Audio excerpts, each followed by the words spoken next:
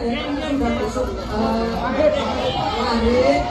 Pokoknya nanti anak-anak jangan lupa susunya, nanti sembako akan dibagikan oleh panitia. Itu anak-anak ibu-ibu jangan hujan-hujan ya, pokoknya nanti kan break semuanya dapat ya. Waduh, Gibran belusukan di Jakarta, tapi nggak ada dialog tanya jawab sama warga, cuma bagi-bagi buku dan sembako lalu kabur. Takut nggak bisa jawab pertanyaan warga ya Mas Wali.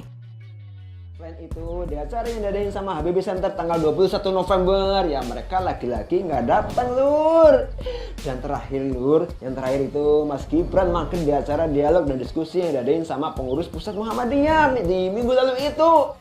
Nah, melihat data-data barusan, melihat fakta-fakta barusan, ya terus kita semua juga sudah tahu kalau Mas Gibran itu ngomongnya masih suka belepotan, Lur. Masih suka nyepelein keadaan, masih suka angkuh dan sombong. Ya kita pahamkan kalau Mas Gibran ini kayaknya memang gak percaya diri buat diskusi, buat debat, buat ngomong gagasan sama ide seperti yang sudah disarankan sama Pak Jokowi. Jadi Lur, jadi ini kayaknya Pak Jokowi juga salah perhitungan ya Lur ya. Pak Jokowi sudah benar-benar salah perhitungan. Dia itu sok-sokan nyaranin para capres-cawapres buat adu gagasan, buat adu argumen, buat adu ide. Ternyata saran Pak Jokowi itu malah jadi senjata makan tuan, Lur. Hai, dengar suara JJ di channel Redaksi Jurnal. Seperti dilansir dari Kompas.com, calon wakil presiden nomor urut 2 Gibran Rakabuming Raka mengapresiasi sambutan warga Penjaringan Jakarta Utara yang dinilainya luar biasa. Hal tersebut disampaikan Gibran saat ia berjalan kaki di Pasar Ciplok Penjaringan sambil membagikan buku tulis kepada warga setempat Jumat 1 Desember. Kata Gibran, "Ya, luar biasa, makasih ya." Nah, saat ditanya wartawan apakah Gibran memiliki alasan khusus menggelar kampanye perdananya di DKI Jakarta dengan belusukan di Penjaringan, ia tidak menjawab lugas. Gibran berkata, "Ya nggak apa-apa, nggak ada alasan khusus, ya luar biasa antusiasmenya." Gibran sendiri tiba di Penjaringan pukul 17.45 WIB. Dari kejauhan, ia turun dari mobil Toyota Innova hitam bernomor polisi B1063 RKI. Anak sulung Presiden Jokowi itu menggunakan jaket biru langit dengan lengan tergulung seperempat, celana bahan hitam dan sepatu hitam. Meski gerimis, warga tetap mengerumuni Gibran. Mereka berlomba, bersalaman atau bersuah foto.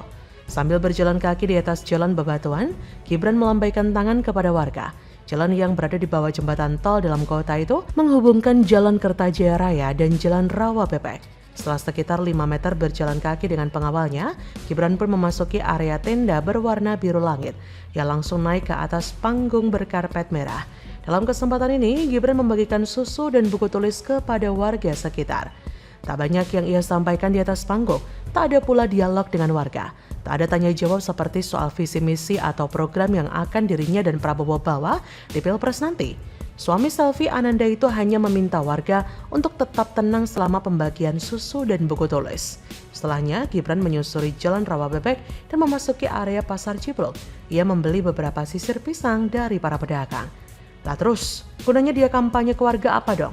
Padahal sebagai rakyat, warga yang dikunjungi Gibran itu kan punya hak untuk mengetahui visi misi informasi mengenai program-program yang Gibran dan Prabowo usung di Pilpres nanti. Masa sih kampanye cuma bagi-bagi sembako sama buku tulis tanpa ada dialog sama warga? Pidato sebentar lalu buru-buru cabut. Jangan-jangan takut nggak bisa menjawab pertanyaan warga ya? Makanya nggak ada dialog tanya jawab. Aneh banget nggak sih? Sebelumnya, Mas Wali ini kan juga kerap kali absen dalam sejumlah acara dialog publik yang digelar banyak lembaga. Salah satunya seperti acara yang diselenggarakan organisasi Islam terbesar kedua di Indonesia, yaitu Muhammadiyah. Cuma Prabowo yang hadir. Ya, sangat disayangkan banget ya. Nggak jelas kenapa Gibran itu tidak bisa hadir. Entah karena ada urusan lain ataukah memang karena sedang diamankan. Ya diamankan agar tidak melakukan blunder. Seperti yang kita semua tahu, Gibran adalah salah satu cawapres yang paling kecil pengalaman politiknya. Dari gaya politik dan cara bicara terlihat jelas, Gibran tidak terlalu bisa menguasai materi atau menjawab persoalan. Lagi pula sentimen terhadap Gibran sedang buruk-buruknya. Otomatis di benak banyak orang akan mencari bukti pembenaran bahwa Gibran itu tidak kompeten. Dari semua capres dan cawapres, memang cuma Gibran yang paling unik dan kontroversial karena didorong maju dengan bantuan banyak pihak. Bahkan banyak proyek pusat yang diarahkan ke Solo guna membantu mendongkrak portofolio prestasinya. Dengan fasilitas istimewa sebagai anak kepala negara, banyak hal diraih dengan relatif gampang. Tenang saja Pak Prabowo, saya sudah ada di sini. Ucapan ini jadi terkenal sebelum dia ke KPU mendaftarkan diri. Dan sekarang tenang saja Pak Prabowo, saya tidak ada di sini. Supaya tidak malu-maluin. Kalau Bapak tidak bisa jawab, dijogetin aja ya. Justru ini adalah blunder untuk Gibran karena dia akan menjadi sasaran tembak banyak pihak. Ia akan disebut tidak berani debat, cawapres penakut dan sebutan negatif lainnya. Justru Gibran harus membuktikan bahwa orang-orang salah menilainya selama ini. Tapi yang mau bagaimana lagi? Sembunyi hanya akan menambah sentimen negatif. Lagi pula, mau sampai kapan sih dia tidak hadir? Justru harus berani dong memulai dan belajar dari pengalaman. Pengalaman adalah guru terbaik kan? Dan Gibran tidak akan bisa seperti ini selamanya karena ada 2 kali debat khusus cawapres. Dia bisa saja batal hadir, tapi ini bakal menjadi masalah besar nantinya. Harusnya kalau memang Gibran belum siap atau takut debat, ya jangan maju dong. Ngeri banget nanti pas debat lawan Pak Mahfud MD, sadis banget pasti dibantainya. Hahaha, bagaimana menurut Anda? Salah satu program unggulan kita adalah kita mau kasih makan siang dan susu kepada semua anak Indonesia. Semua anak Indonesia. Edian, anggaran program makan siang Prabowo ternyata rakyat bayar sendiri, pakai duit pajak, sama aja bohong namanya. Kalau program-programnya selalu dikit-dikit gratis, mending jauhin aja. Karena itu biasanya tipuan untuk membutakan mata kita. Dan program-program yang selalu bicara gratis itu biasanya nggak akan terrealisasi. Karena untuk menjadikan sebuah kebijakan gratis itu biasanya akan menjadikan rakyat bahkan negara sebagai korban. Halo, selamat datang di channel Redaksi Jurnal bersama JJ.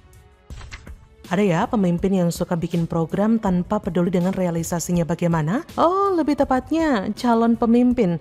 Karena sekarang si dia sedang menunjukkan penampilan superhero-nya untuk rakyat Indonesia. Tim kampanye nasional TKN Koalisi Indonesia Maju, pengusung Prabowo Gibran, mengungkapkan sumber anggaran program makan siang gratis jika terpilih dalam kontestasi Pilpres 2024 nanti. Dewan Pakar TKN Prabowo Gibran Panji Irawan mengatakan anggaran akan bersumber dari pungutan pajak. Anggaran yang dibutuhkan diperkirakan mencapai ratusan triliun. Kata Panji, pada Kamis 9 November, Pak Prabowo has a dream, mau ngasih makanan dan gizi susu kepada anak kecil ibu hamil. Tentu saja itu perlu biaya. Kita sudah menghitung, jadi memang angkanya bisa mencapai mungkin ratusan triliun. Tetapi kita juga sudah menghitung bahwasanya di dalam kita punya koleksi dari tax atau pajak masih banyak kebocoran. Untuk memaksimalkan penerimaan pajak, Panji mengatakan Prabowo Gibran akan membentuk Badan Penerimaan Negara. Ia berkata, Pak Prabowo Gibran ada satu program prioritas yang namanya penyempurnaan sistem penerimaan negara dengan membentuk Badan Penerimaan Negara. Ini masih banyak yang bisa diotak-atik. Dari sisi revenue tidak hanya tax tapi juga penerimaan non-pajak. Tak hanya itu saja, tim Prabowo Gibran melihat ada banyak sektor informal yang bisa didorong menjadi sektor formal sehingga menghasilkan pajak. Prabowo berjanji akan memberikan makan siang gratis dan bantuan gizi kepada 82,9 juta orang jika terpilih dalam kontestasi Pilpres 2024. Jumlah itu berasal dari beberapa daftar golongan masyarakat. Pertama, untuk 74,2 juta anak sekolah alias murid. Kedua, 4,3 juta santri. Ketiga, 4,4 juta ibu hamil. Prabowo mengatakan program makan siang gratis dan bantuan gizi merupakan strategi jangka panjang untuk memperbaiki sumber daya manusia.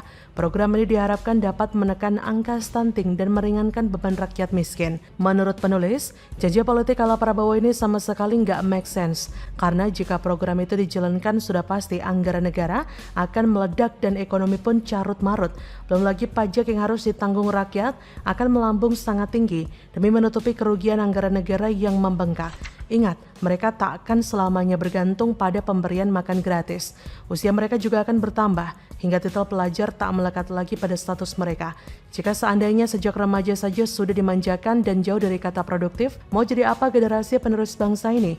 Mengingat Indonesia akan menghadapi bonus demografi beberapa tahun ke depan. Bukankah seharusnya Prabowo mengajak usia produktif seperti kalangan pelajar untuk mengasah soft skill dan hard skill mereka demi menciptakan sesuatu yang berguna bagi dirinya dan orang lain, ketimbang memanjakan mereka dengan memberikan makan siang gratis tanpa harus berjuang untuk mendapatkannya. Mereka berusaha meyakinkan bahwa apa yang direncanakan itu berdasarkan kalkulasi yang sudah dilakukan oleh tim Prabowo, yang mana program makan gratis yang diwacanakan akan menelan anggaran sebesar 400 triliun rupiah per tahunnya. Sebuah rencana program yang bombastis yang membutuhkan anggaran fantastis. Yang pasti banyak orang akan dibuat menangis. Karena masyarakat paham Prabowo Gerindra sedang berusaha ngapusi dengan jargon program yang tidak logis dan realistis. Lalu bagaimana nih Pak Prap? Akankah dirimu masih getol dan ngotot untuk menggaungkan program makan gratis yang akan membuat anggaran negara carut-marut lantaran harus memecah serta membagi-bagi ulang alokasi dana? Menjadi sangat konyol jika apa yang mereka katakan berbanding terbalik dengan apa yang bisa mereka lakukan. Jika ketika menjabat sebagai menteri saja mereka sudah tidak bisa menjalankan amanah sesuai dengan apa yang sudah digariskan. Bahkan salah satu dari kontestan adalah menteri pecatan. Yang jelas bangsa ini membutuhkan pemimpin yang memiliki pemikiran dan pandangan futuristik, bukan pemimpin yang memiliki tabiat licik. Bagaimana menurut Anda?